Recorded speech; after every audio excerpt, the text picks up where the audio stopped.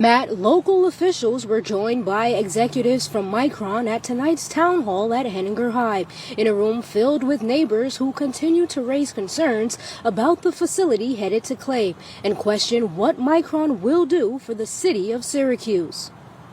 After several Micron town halls about the $100 billion investment headed to Clay, some Syracuse neighbors are still wondering where they fit in. As mayor, my focus is how do we maximize the benefit of this Micron opportunity in the city of Syracuse. Mayor Walsh says he plans to tackle that objective in 3 ways: workforce, revitalized housing, and additional economic opportunities.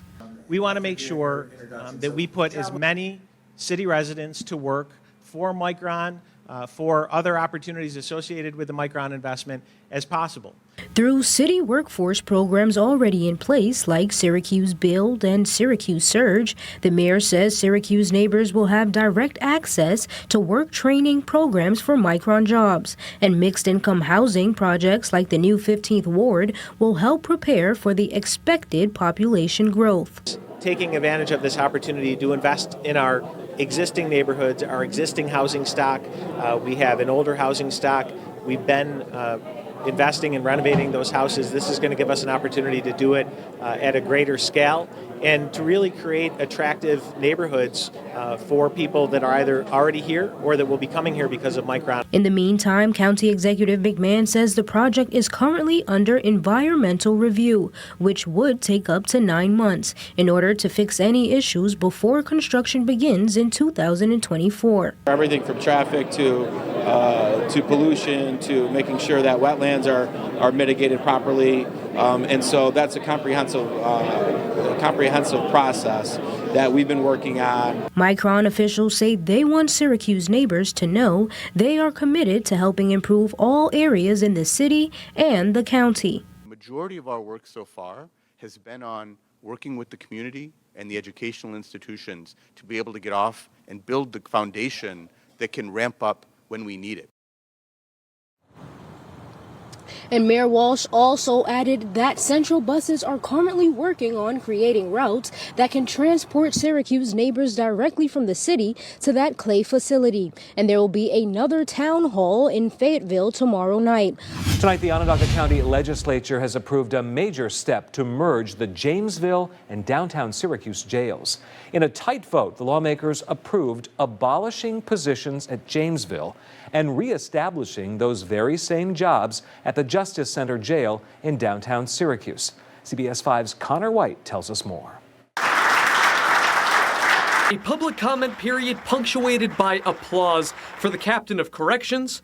A vote for closing Jamesville is a vote against public safety. It's a vote against law enforcement. For the union head representing corrections deputies. What is wrong with allowing Sheriff Shelley to do his own calculations to what is best for the safety of staff and those incarcerated? And for a parolee. You guys are going to make chaos, like complete chaos. As law enforcement and activists issue warnings against merging Jamesville and the downtown jail in Syracuse. Number 6 is adopted. In a 9-8 vote, with just 2 Republicans joining all Democratic colleagues in opposition, the legislature voted to move personnel at Jamesville to the downtown jail. We need the time. After 2 efforts to postpone the vote failed, those in support falling in line with the county executive and the past sheriff, who argued this is the best option to address staffing shortages and liability issues. By bringing these workforces together, regardless of what happens with the buildings in Jamesville, we will have a complete workforce to be able to address those things. Right now, there are 130 inmates in Jamesville. The capacity for that facility is 538. The legislature will keep the Jamesville building standing with its jail certification for at least 12 months. They also voted along party lines to require Sheriff Toby Shelley to come up with a plan to set the merger in motion. I'm not transferring any of them. The State Department of Corrections sent a letter this month asking County Executive Ryan McMahon what the plan was when the state found out about this proposal during a public press conference in December. And then this group tells me I have to come up with a plan that the Commissioner of Corrections told the county executive to come up with. Doesn't that seem a little odd? The sheriff says he is simply saying no to putting this in motion unless the merger gets approval from the State Department of Corrections. For now, under Sheriff Shelley, everyone will stay put. Parents of Porter Elementary School students in Syracuse were concerned yesterday when they got a voicemail from the school saying a student was in school with ammunition and a razor blade in his bag. Good evening, I'm Matt Mulcahy. And I'm Megan Coleman. Today we spoke with Syracuse police about this incident and how it happened. Our Dale Ostrander is in studio now with new details. Dale? Syracuse police told us that just before 2 on Monday afternoon, the school was alerted to concerns about a student's backpack.